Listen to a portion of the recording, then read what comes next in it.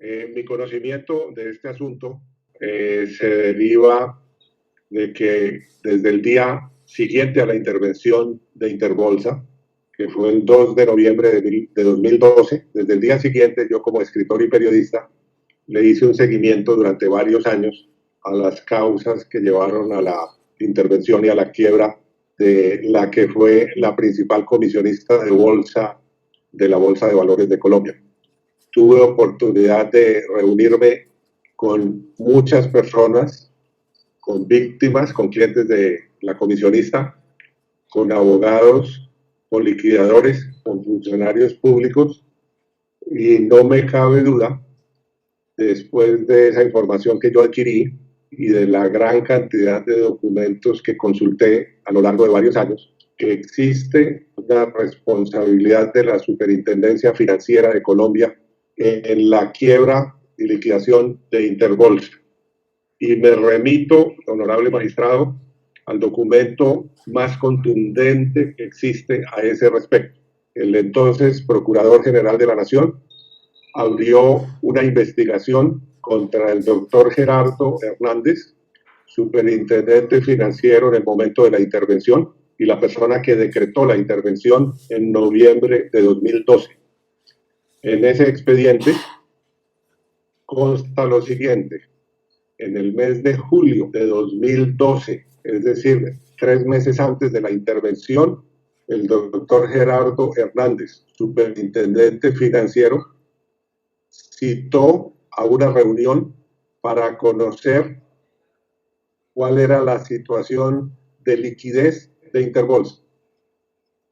En esa reunión, el director de riesgo de la Superintendencia Financiera hizo, a solicitud del doctor Gerardo Hernández, superintendente financiero, una presentación en PowerPoint, al cabo de la cual el director de riesgo dijo a las personas que estaban presentes, y todo esto consta en el expediente de la Procuraduría, que la situación de iliquidez en julio de 2012 de la comisionista de bolsa Interbolsa era tan clara como el agua del río Bogotá en su nacimiento.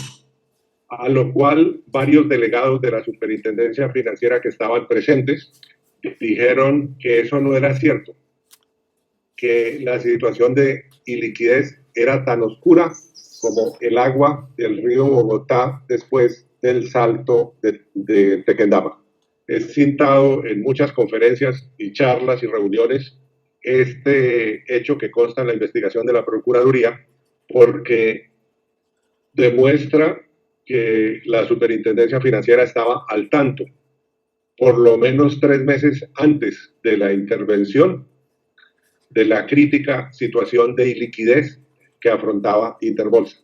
Esa situación, por supuesto, ya tenía que conocerla la superintendencia desde antes, y de hecho la conocía, como mencionaré ahora en adelante, pero la conocían todos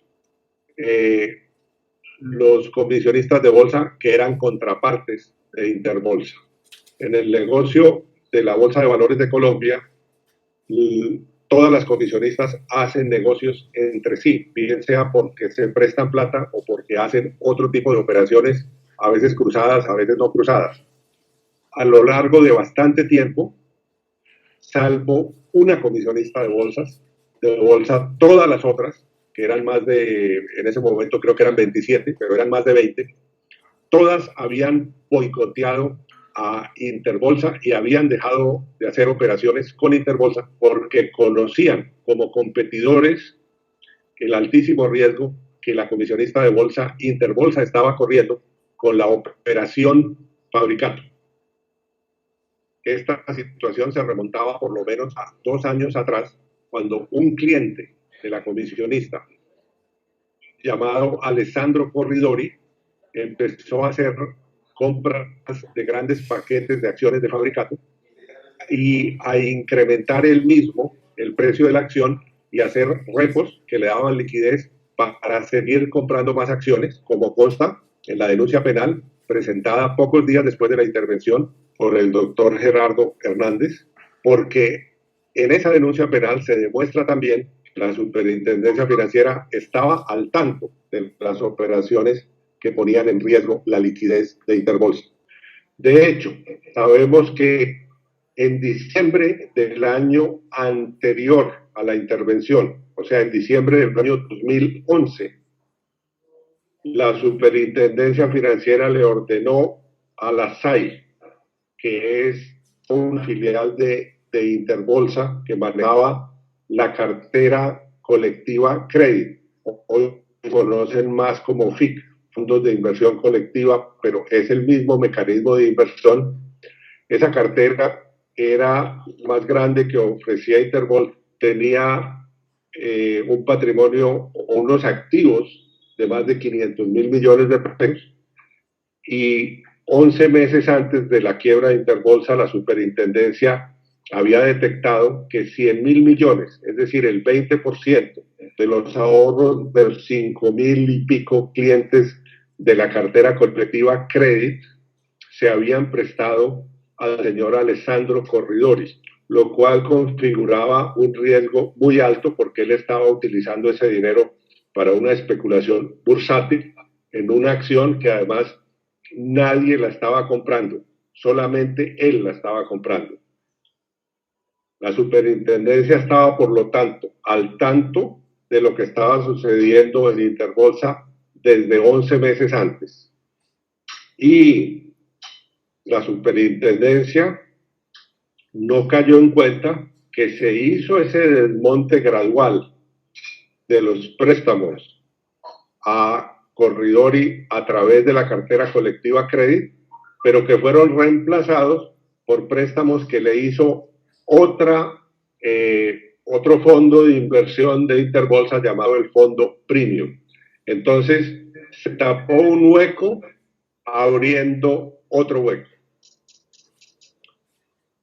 Pero sabemos claramente que la causa de la intervención y la causa de todas las operaciones fraudulentas que se conocen hasta la fecha en Interbolsa es muy sencilla.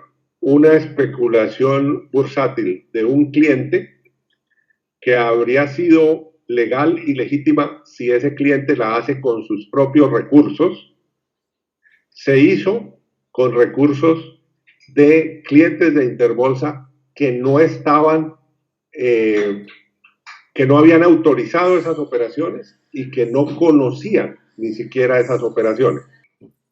En Colombia nadie puede ejercer la intermediación financiera sin autorización, permiso o licencia de la Superintendencia Financiera, antes llamada Superintendencia Bancaria. Los bancos, las compañías de seguros, las comisionistas de bolsa y todo el universo de las entidades financieras operan porque tienen una autorización del Estado.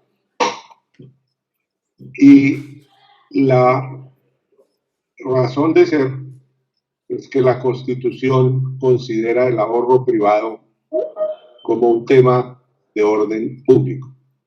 Por esa razón, solo en las entidades financieras puede el Estado ordenar la remoción de los representantes legales de esas entidades.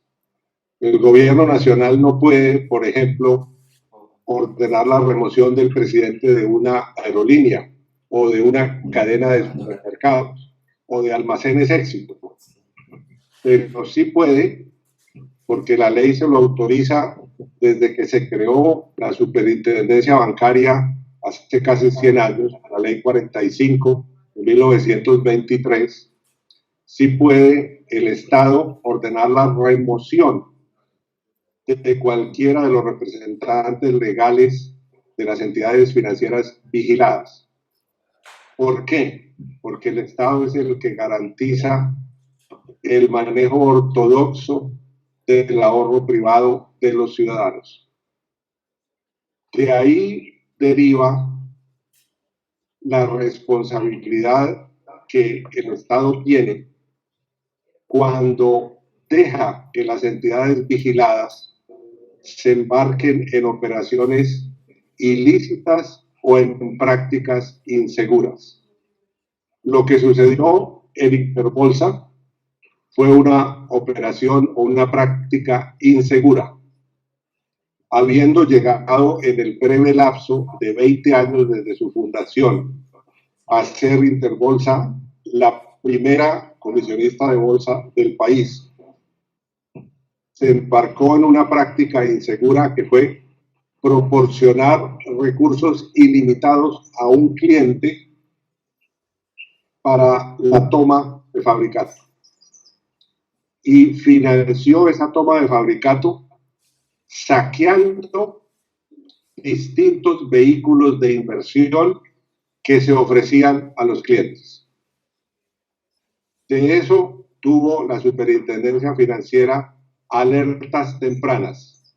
Ya mencioné la de 11 meses antes, cuando hubo una instrucción de la Superfinanciera a la cartera colectiva Credit, administrada por una filial que se llamaba SAI, Sociedad de Activos, de la Sociedad Administradora de Inversiones. Y quiero en este punto, honorable magistrado, recordar cómo el ADN de Interbolsa estaba infectado por el virus de la mala fe. Por solicitud de uno de los inversionistas en esa cartera colectiva Credit, asistí pocos días después de la quiebra de Interbolsa a una asamblea que se celebró en el Centro Comercial El Tesoro en Medellín, donde había 2.000 o 2.500 inversionistas. El ingreso solo estaba autorizado para los inversionistas o sus apoderados, y uno de los inversionistas dio, como persona que desde hace 40 años se ocupa de estos escándalos financieros, que entrara a esa reunión. Y pude escuchar que el presidente de la SAI les prometió a las 2.000 o 2.500 personas que estaban ahí reunidas y que estaban muertos de susto de que iban a perder los 500.000 millones que colectivamente habían puesto en esa cartera. Les prometió que no se preocuparan porque la cartera les iba a devolver el 106% de su inversión.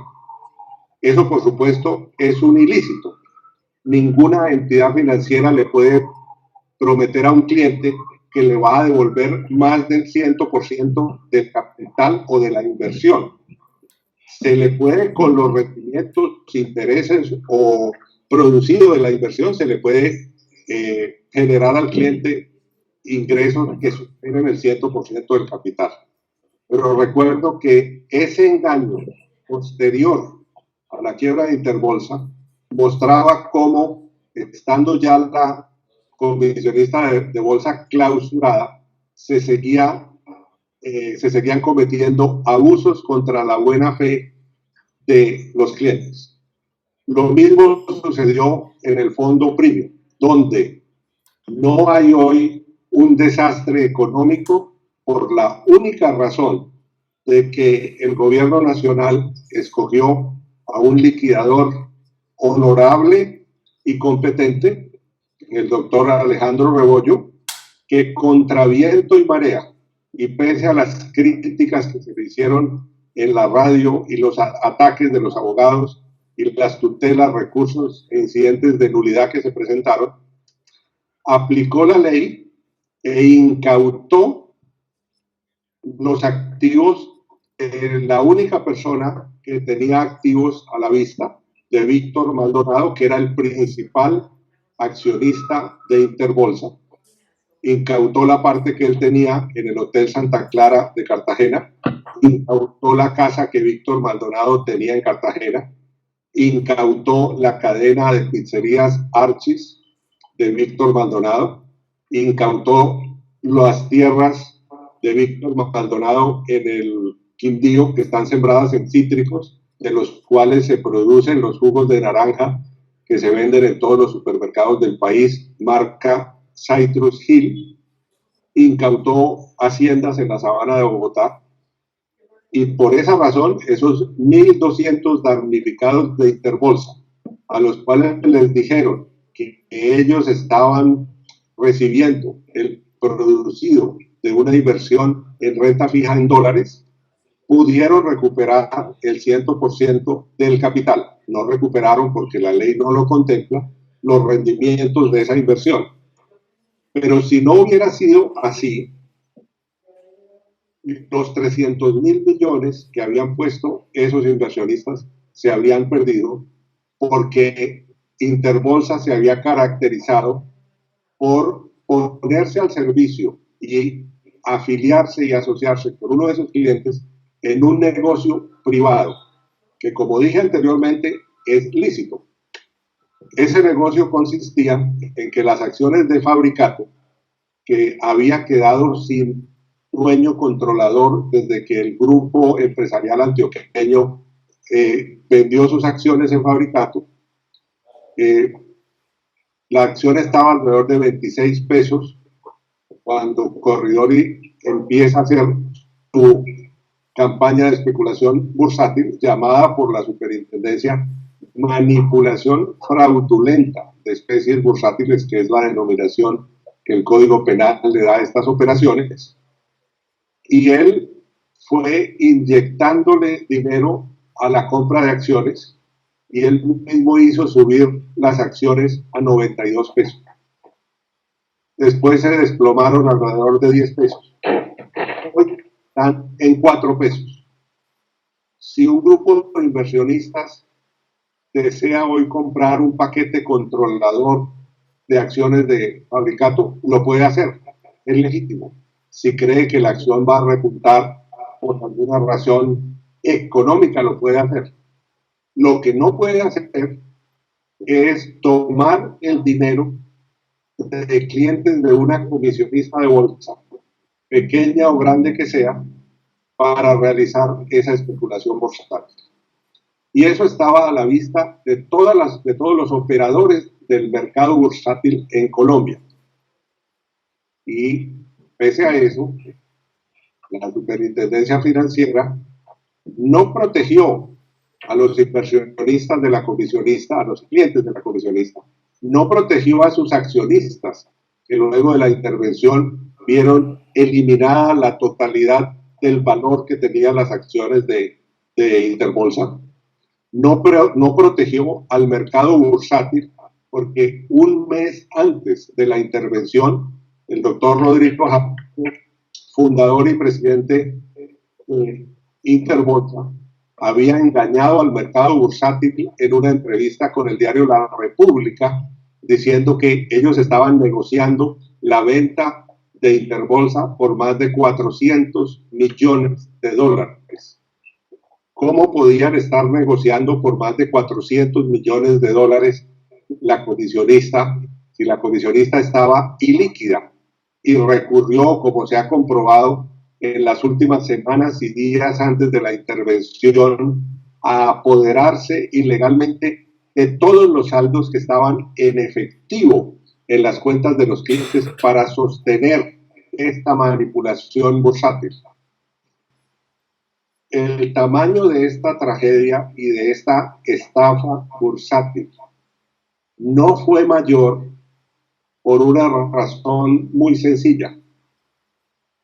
Las acciones que los particulares y las personas jurídicas poseen a través de las compañías de bolsa están desmaterializadas en una institución que se llama el DCVAL, un registro central de valores. Por lo tanto, lo que existía históricamente, que una persona compraba de Cementos Argos o de Noel y le daban un título que lo guardaba en su caja fuerte o en sus archivos o en la caja fuerte del banco, eso hace muchísimo tiempo que fue sustituido por un registro electrónico a través de la cédula de cada cliente.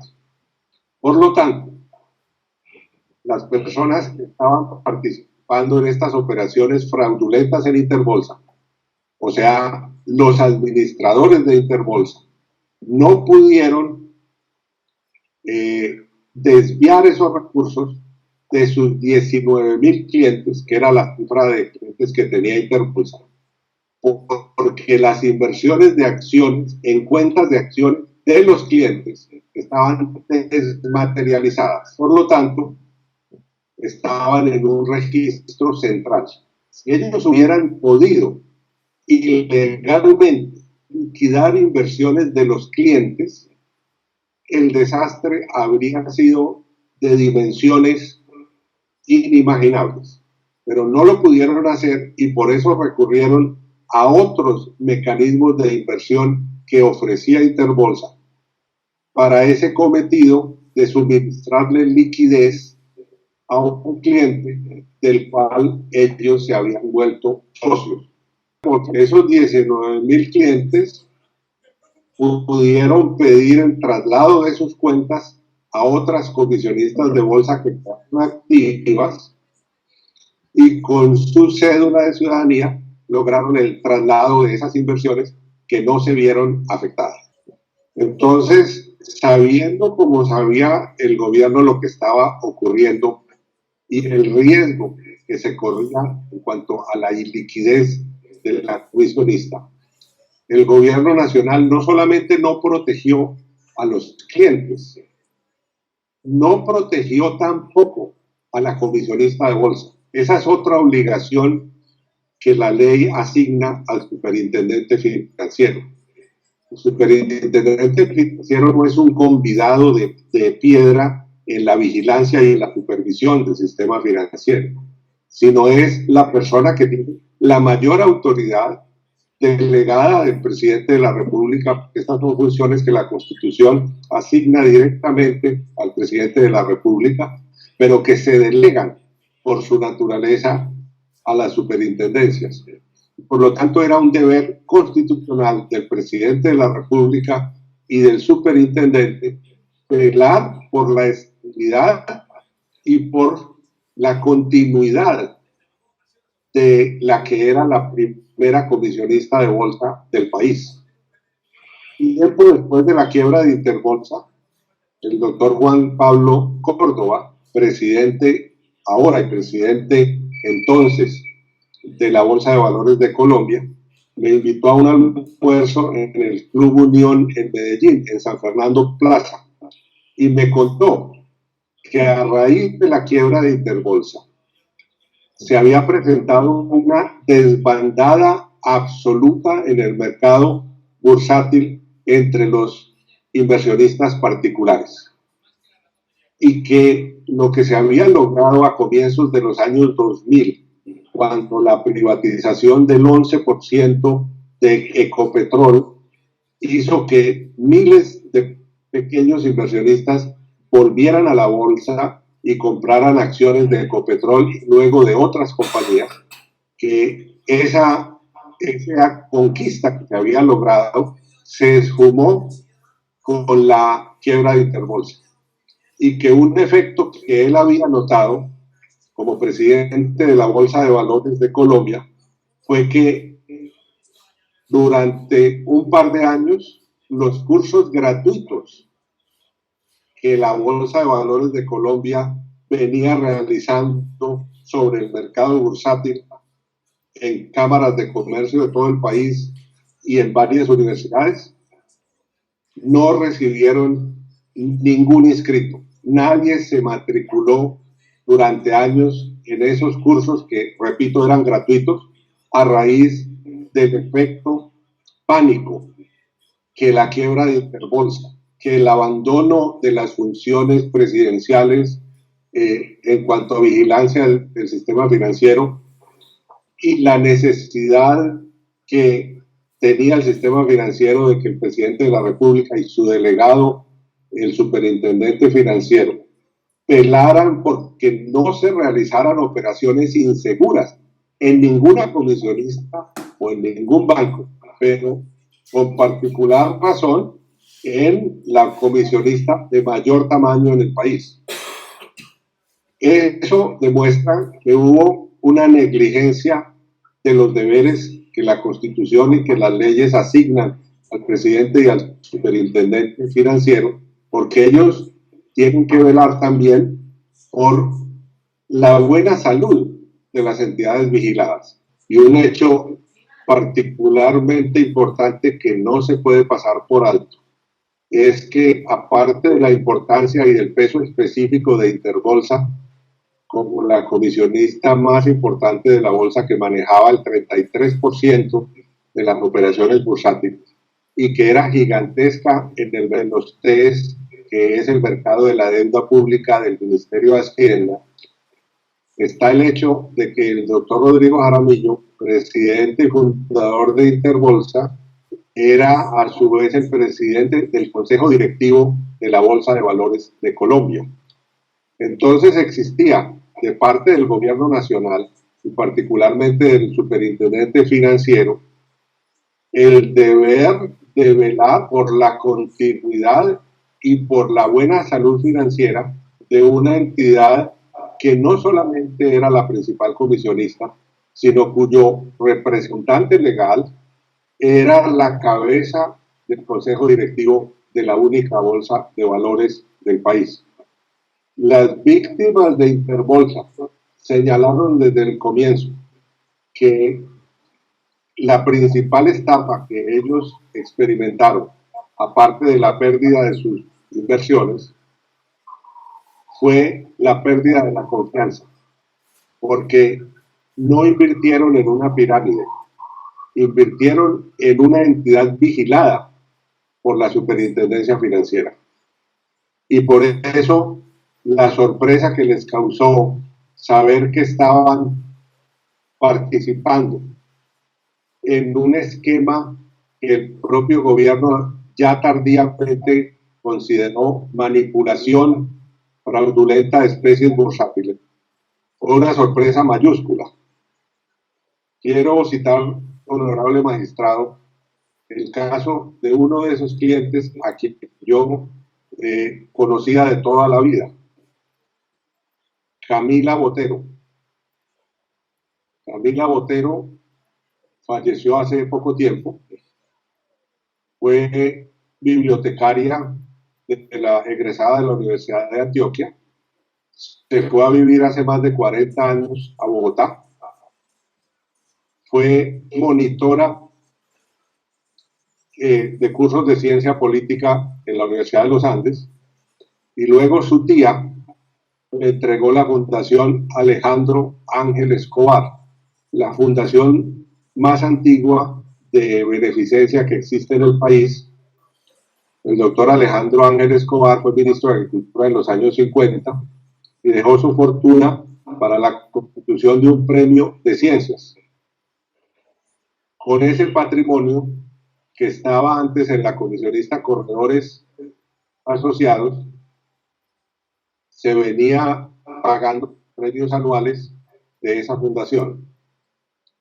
Como Camila Botero era prima hermana de la esposa de Rodrigo Jaramillo, con el tiempo ella pasó esos recursos a Interbolsa y se perdieron 4 o 5 mil millones de pesos de la fundación, y ella tuvo que seguir atendiendo los premios de la fundación con sus propios recursos por la pena moral que le causó haber perdido involuntariamente y sin culpa para ella el patrimonio de esta histórica fundación.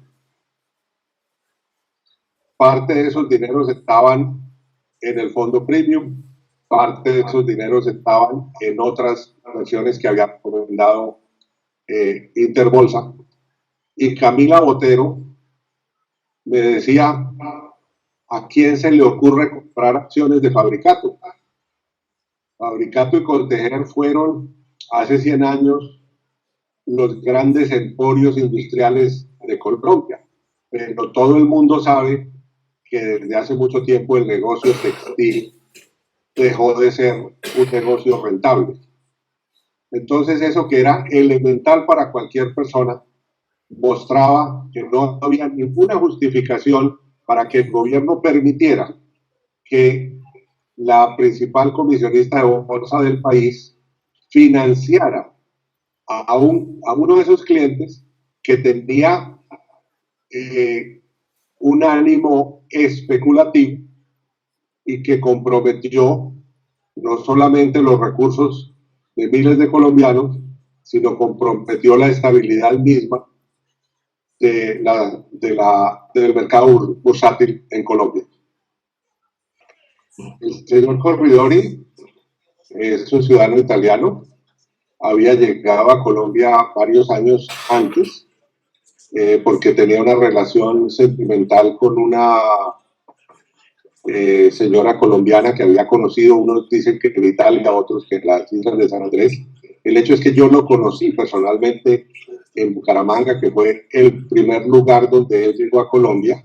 Alguien me dijo una vez, llegó un italiano a Bucaramanga, donde yo vivo hace muchos años, y fui a comer con él y con Gloria, con su compañera sentimental. Él me manifestó en ese momento, faltaban años para que él se volviera un magnate de las inversiones, me manifestó que quería dedicarse a las inversiones aquí en Colombia, y recuerdo que le dije, Bucaramanga no es la plaza para eso, váyanse para Medellín, que allá funciona el sindicato antioqueño. Y me dijo, no, yo no quiero tener nada que ver con sindicatos de trabajadores, lo que demuestra cómo este señor que llegaba a Colombia sin ningún conocimiento, no sabía ni siquiera de la existencia del grupo empresarial antioqueño. Tiempo después el señor Corridori desapareció de Bucaramanga, donde había montado un pequeño negocio de apuestas hípicas con televisores en el centro de Bucaramanga, dejó a esta compañera sentimental y apareció en Bogotá. Después se supo que tocó puertas y gente de mucho dinero le entregó dinero para que él lo administrara. Tenía un alto poder de convicción y luego apareció con una relación sentimental con una corredora de Interbolsa, que también es de apellido Jaramillo, pero no tiene parentesco con Rodrigo Jaramillo, fundador y presidente de Interbolsa.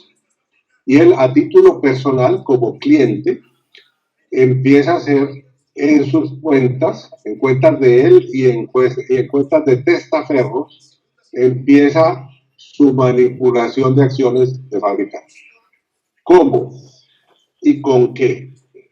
Juan Carlos Ortiz del Fondo Premium reconoce que le prestó los primeros 20 millones de dólares a Corrideros, cuando la acción estaba a 26 pesos. Con esa plata, Corridori y sus testaferros empiezan a comprar acciones. La acción estaba languideciendo porque no había un grupo financiero controlador, porque el GEA había abandonado esa inversión. Entonces se empieza a notar en la bolsa que la acción sube, y sube de 26 a 30 y pico y a 40 y pico. Cuando ha subido, él y sus testaferros hacen repo. ¿Qué es un repo?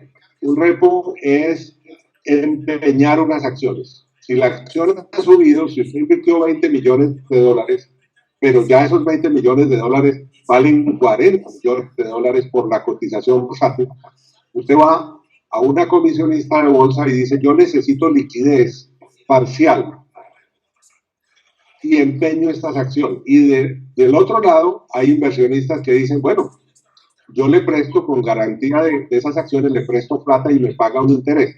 Es como una casa de empeño, el repo es como un empeño.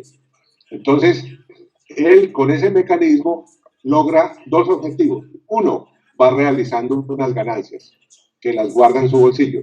Y dos, va haciendo crecer como espuma la acción de Fabricato, no porque haya lo que llaman los corredores de bolsa fundamentales, o sea, razones económicas que hagan creer que la acción se está valorizando, sino porque hay una manipulación. Y se sabe en el mercado bursátil que él es el único. Toda esa información bursátil es pública. Y es público que la acción está creciendo como espuma. Y en esa manipulación que dura casi 2 años, él lleva la acción a 92 pesos.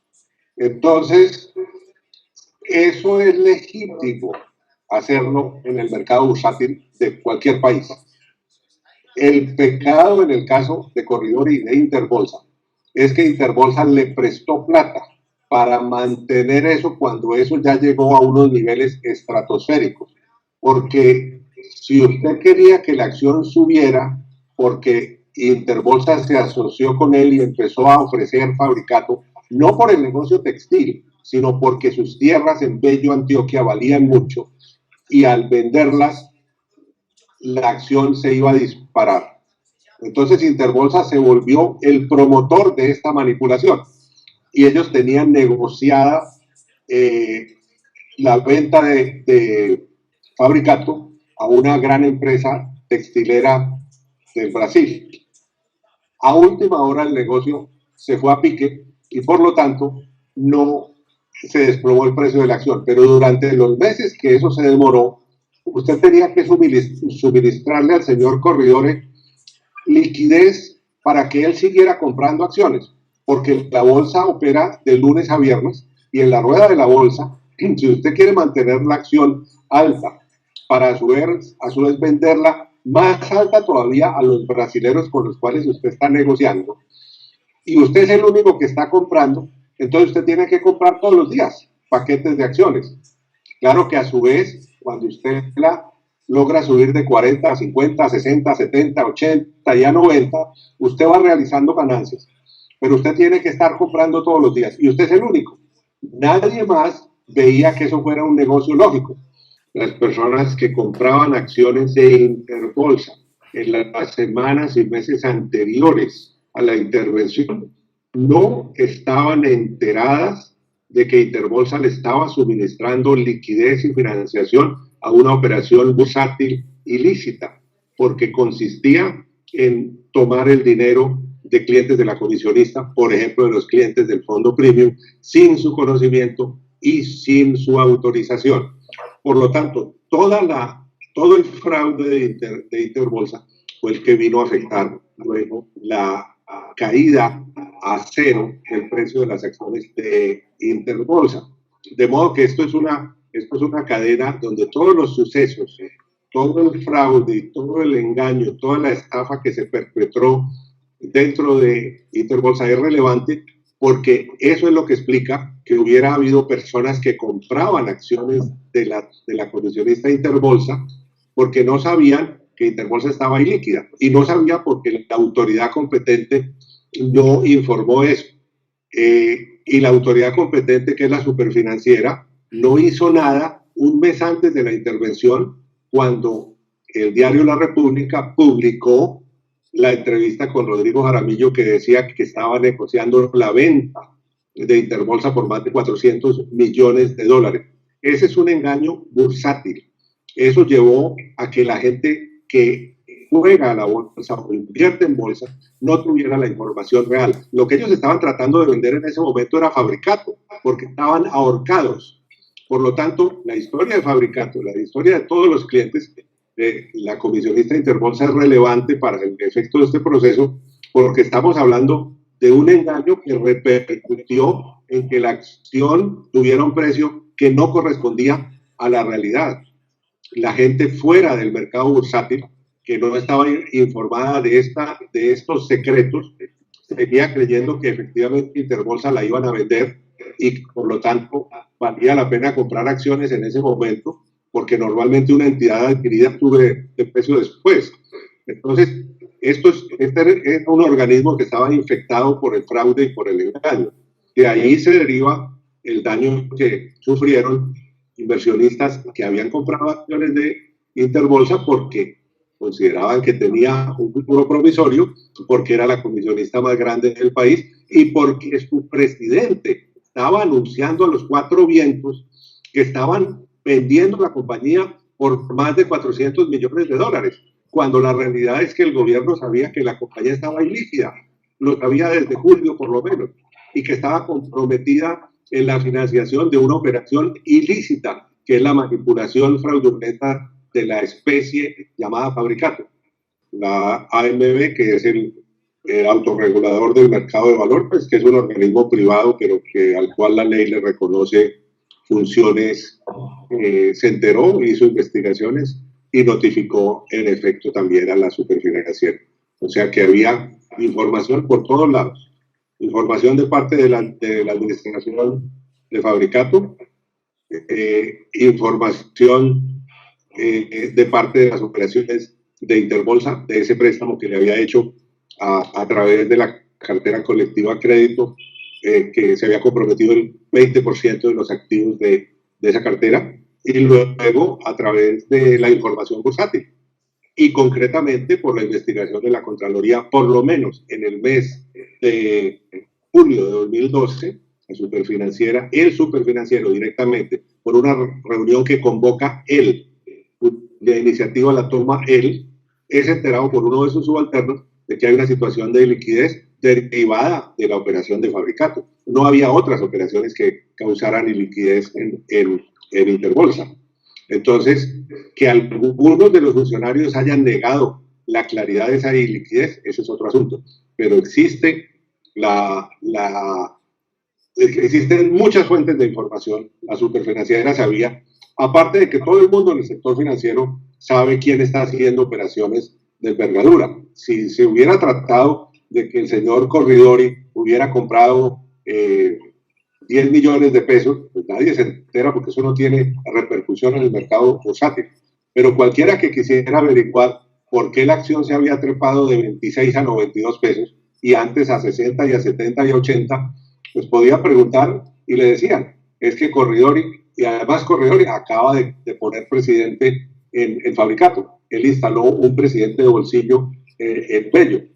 Y luego hay otras personas que trabajaron con él en el mundo bursátil, que fueron investigadas y que él llevó a Fabricato, a la administración de Fabricato. Una de ellas, incluso el colombiano divulgó cómo el Fabricato le estaba pagando el apartamento donde esta persona estaba alojando en Medellín cuando estuvo allá para controlar Fabricato. El primer anuncio inicial de la superintendencia es que iban a tratar de vender Interbolsa, que había un cuarto cerrado, que tal vez la vivienda estaba interesada.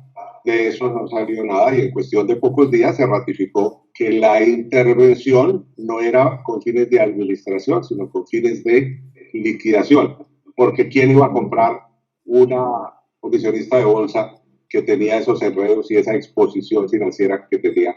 Entonces, en los primeros días sí hubo un anuncio de que alguien lo podría comprar, pero de eso no terminó nada, porque no se tomaron las medidas preventivas que hubieran podido llevar a que Interbolsa reversara todas estas operaciones, cuando estas operaciones son incipientes, porque una estafa de estas dimensiones no se monta en 15 días ni en 3 meses. Es una estafa que pone en peligro la estabilidad de la comisionista y los dineros de los clientes al cabo de mucho tiempo y que se va agravando y se va acentuando. Y la superfinanciera lo sabía.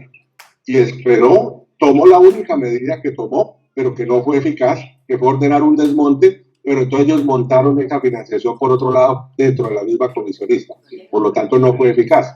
Ellos deberían haber tomado medidas eficaces para proteger el ahorro privado y para proteger la estabilidad de la misma comisionista. Por lo tanto, el gobierno tenía toda la información y tenía toda la capacidad desde el comienzo de esta crisis para decir, paremos esto a tiempo. Y eso de decir es que solamente podíamos intervenir cuando hubiera un incumplimiento de un pago, eso es no leer las otras normas legales que le dan al gobierno todo el poder, entre otras cosas, para remover a los representantes legales. El superfinanciero habría podido, con mucha antelación, tomar el teléfono y llamar a Rodrigo Jaramillo y darle, mire, 90 días me desmonta todo esto, o si no ordeno su remoción. Y ahí se habría caído la acción de Interbolsa en la bolsa, pero no se habría quebrado Interbolsa posiblemente. Fuera de que había otros mecanismos. Pero el doctor Gerardo Hernández, como lo dijo en declaraciones posteriores, considera que él es apenas un actor en el sector financiero. Eso es falso.